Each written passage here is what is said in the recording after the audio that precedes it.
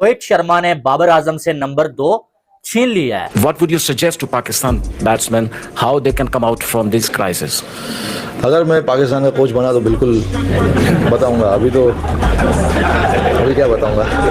रोहित शर्मा की मिसाल है, अब उसका गेम चेक करें, क्या उसका खेलने का तरीका। कुछ नीचे बैट्समैन आते हैं वो सारे कॉन्फिडेंट होते हैं क्योंकि कप्तान एक अग्रेसिव और अटैकिंग क्रिकेट खेलना पसंद करता है। मुझे शर्म आती है उन क्रिकेटर्स के ऊपर जो टीवी पे बैठ के ये कहते हैं पाकिस्तान का स्टार नहीं है, पाकिस्तान के स्टार नहीं लगाना चाहिए। आप क्या बताना चाह रहे हो? पाकिस्तान की क्रिकेट टीम को जो शिकस्त हुई है ना ओडीआई सीरीज में, जो बहुत कम लोग एक्सपेक्ट कर रहे थे, बट मैं तो पहले आपको कह रहा था कि ये सीरीज इतनी आसान नहीं होने वाली।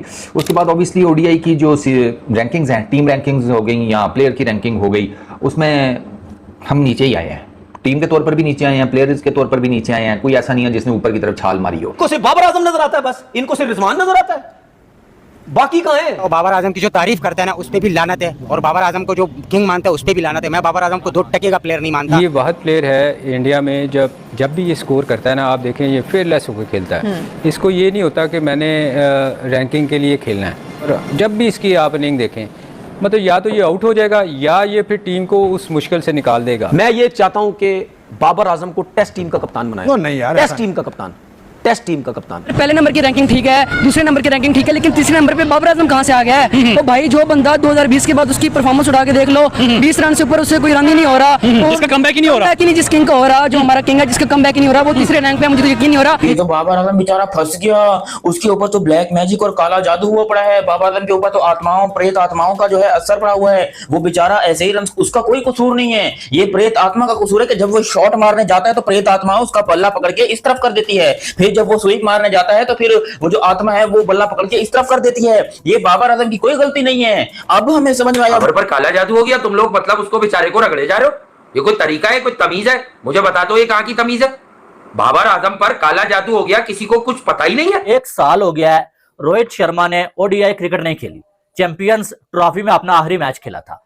लेकिन सबसे हैरान कुन बात यह है कि आईसीसी की ओडीआई की रैंकिंग अपडेट हुई है तो रोहित शर्मा आईसीसी की ओडीआई रैंकिंग में नंबर 2 पे आ चुके हैं। विराट कोहली, शुभमन गिल की भाई डोमिनेंसी, पहले नंबर पर शुभमन गिल, दूसरे नंबर पर रोहित शर्मा और चौथे नंबर पर विराट कोहली। भाई दुनिया क्रिकेट के सबसे खतरनाक तरीन प्लेयर। बाबर आजम पैसा कमा रहा है, किसी को बर्दाश्त नहीं है। कमर्शियल में काम कर रहा है, किसी को बर्दाश्त नहीं है। परफॉर्म नहीं कर रहा, ये सुन तो ले, ये मैं उस टाइम पहले की बात कर रहा हूं। रोहित शर्मा और विराट कोहली की बात करें तो भाई खुद भी नंबर 1 पर और अपनी दुनिया क्रिकेट में टीम को भी नंबर 1 पर रखे। अगर पीछे T20 वर्ल्ड कप देख लें, ओडीआई वर्ल्ड कप देख लें, चैंपियन ट्रॉफी देख लें, एशिया कप देख लें, हर फॉर्मेट में जनाब नंबर 1 पर रखा, हर टूर्नामेंट में नंबर 1 पर रखा और भाई अपनी टीम को अनबीटेबल रखा और हर टूर्नामेंट जितवाया। जय हिंद दोस्तों। तो दोस्तों चैंपियंस ट्रॉफी से ही रोहित शर्मा ने आखिरी ओडीआई खेली, लेकिन ओडीआई रैंकिंग में जिस तरीके से उन्होंने बाबर आजम को लात मार के पीछे किया है, आप इस बात से अंदाजा लगा सकते हैं कि टॉप 5 में 3 बैटर भारतीय हैं, जिसमें शुभमन गिल पहले नंबर पर, दूसरे नंबर पर रोहित शर्मा और चौथे नंबर पर विराट कोहली मौजूद हैं। पाकिस्तान की क्रिकेट टीम को जो शिकस्त हुई है ना ओडीआई सीरीज में, जो बहुत कम लोग एक्सपेक्ट कर रहे थे, बट मैं तो पहले आपको कह रहा था कि ये सीरीज इतनी आसान नहीं होने वाली। उसके बाद ऑब्वियसली ओडीआई की जो रैंकिंग्स हैं, टीम रैंकिंग्स हो गई या प्लेयर की रैंकिंग हो गई, उसमें हम नीचे ही आए हैं। टीम के तौर पर भी नीचे आए हैं, प्लेयर्स के तौर पर भी नीचे आए हैं। कोई ऐसा नहीं है जिसने ऊपर की तरफ छाल मारी हो, सारों के नीचे से जमीन ही निकली है। और जाहिर बात है, अब ये इसमें हैरान होने वाली कोई ज़रूरत नहीं है। तुम लोगों ने बेसिकली वो वाला काम किया कि तुम लोगों ने फंक्शन गलत पकड़ लिया, ठीक है। डांस के नाम पर तुम वहाँ पर जिसे कहते हैं धमालियाँ डाली, तुम बांदरों की तरह छाले मारते रहे, ठीक है। और उसके बाद तुम उन्हें यह कह रहे हो कि अगर तुम्हारी परफॉर्मेंस उनको पसंद नहीं आई, फंक्शन जिन्होंने बुक किया था, तो आधे पैसे दे दो। उन्होंने फिर तुम्हें चपेड़ी करानी थी और तुम ऐसे हो गए, चपेड़े खाने के बाद भी कह रहे हो चलो वापसी तक किराया दे दियो। सर आप एक तो सबसे पहले टीम रैंकिंग में आप 5वें नंबर पर आ गए हैं, पहले आप चौथे नंबर पर थे। आपको फील होता था यार चौथे नंबर के ऊपर आपसे ऊपर कौन था? आपसे ऊपर इंडिया था, ऑस्ट्रेलिया था, न्यूजीलैंड था, इवन साउथ अफ्रीका भी आपसे नीचे था। तो आपको ना एक था कि यार 4 बड़ी टीमों में हम आते हैं ओडीआईज के अंदर, तो इट्स अ गुड थिंग ना। वो भी उसमें मेजरली जो हम 2 सीरीज जीते हैं ना, ये पीछे ऑस्ट्रेलिया और ये वाली साउथ अफ्रीका वाली, उनका बड़ा रोल था। लेकिन फिर उसके बाद जो हमने ट्राई नेशन सीरीज में किया, फिर जो हमने चैंपियंस ट्रॉफी में किया एंड ऑल दैट, और उसके बाद अब ये जो सीरीज़ है हमारी वेस्ट इंडीज़ वाली, इसमें आप अगर देखें तो गुले गुलजार हो गया ना, जिसे कहते हैं गुल के नीचे जिसे कहते हैं वो सूतर बम किसी ने रख के हमारे मुंह के आगे चला दिया, तो बस ना गुल रहा ना गुलजार रहा। तो अब हम एक तो 5वें नंबर पर आ गए हैं, श्रीलंका हमसे ऊपर चला गया है।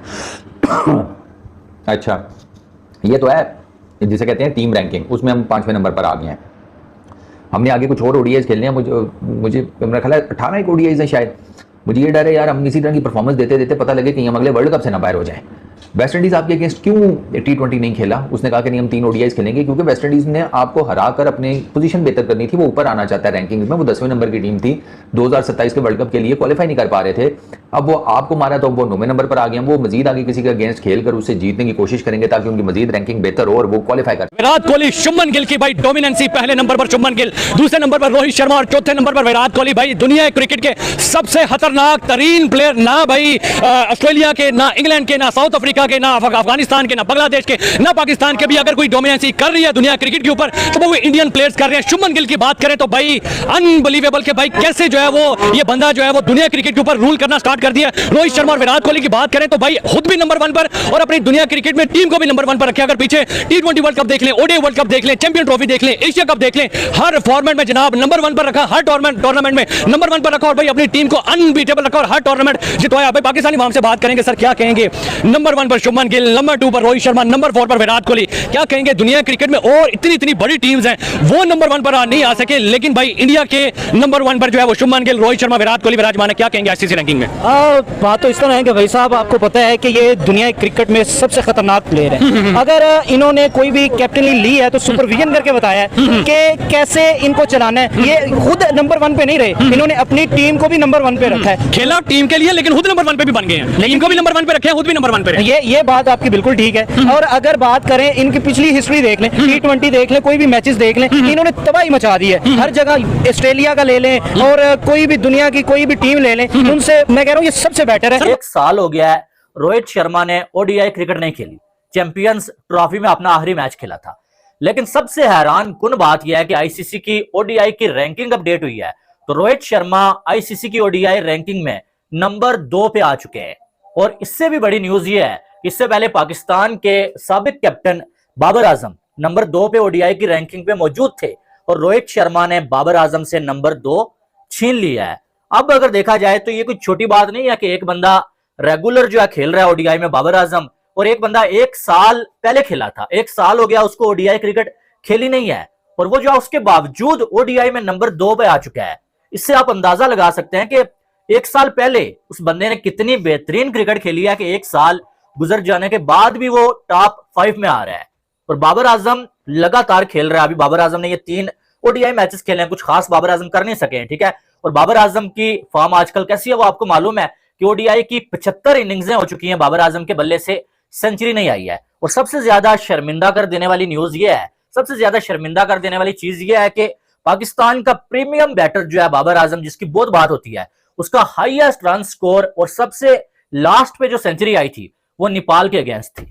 जी, शर्मिंदा कर देने वाली बात है ना कि जिसको पाकिस्तान में बड़ा हाईली रेट किया जाता है कि पाकिस्तान का सबसे बड़ा बैटर है, उसका हाईएस्ट रन स्कोर नेपाल के अगेंस्ट है और वो लास्ट कब आया था? 2 साल पहले। जैसा कि आपने वीडियो में देखा कि किस तरीके से पाकिस्तानी मीडिया पाकिस्तान टीम के क्राइसिस को लेकर जिस तरीके से बातें कर रही है कि हमारी टीम इतनी बेकार हो चुकी है कि चाहे ODI रैंकिंग हो, चाहे टेस्ट रैंकिंग हो, चाहे T20 रैंकिंग हो, तीनों शोबों में इतनी बेकार क्रिकेट खेल रहे हैं पाकिस्तान के क्रिकेटर कि पूरी तरीके से इनकी मीडिया इनको गालियां तक दे रही है।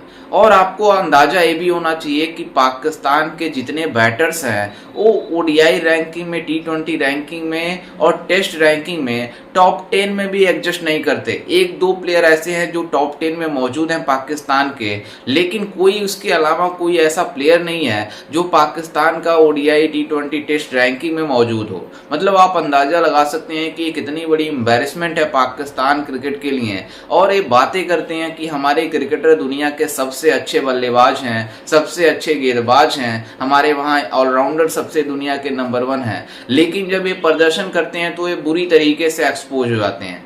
जैसे इन्होंने वेस्ट इंडीज से 3 मैचों का पहले T20 सीरीज खेला, उसमें 2-1 से हराया इन्होंने, मतलब वेस्ट इंडीज को।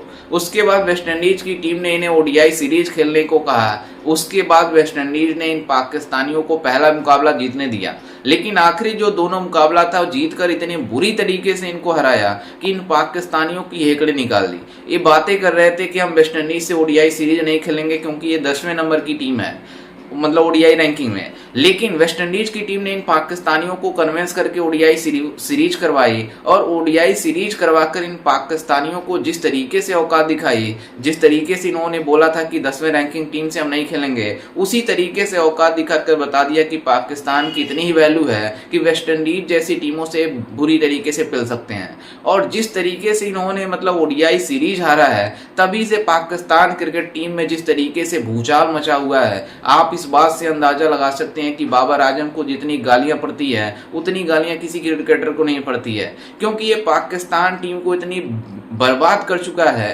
कि मतलब इसके अलावा पाकिस्तान में कुछ है ही नहीं है। ऐसा तनवीर अहमद को मानना है कि बाबर आजम हमारा दुनिया का सबसे नंबर 1 बल्लेबाज है, इसके अलावा टीम में किसी की जगह नहीं बनती है, तो आप अंदाजा लगा सकते हैं कि किस तरीके से पाकिस्तान क्रिकेट टीम आगे जाएगी।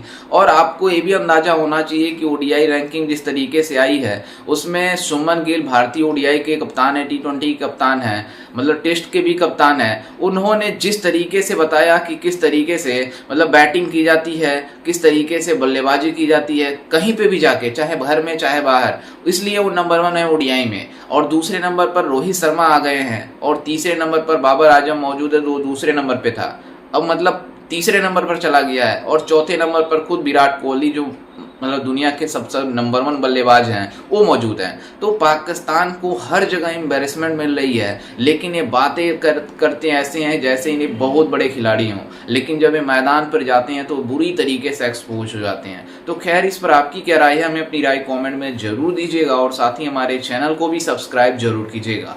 मिलते हैं एक वीडियो में, तब तक के लिए जय हिंद, वंदे मातरम।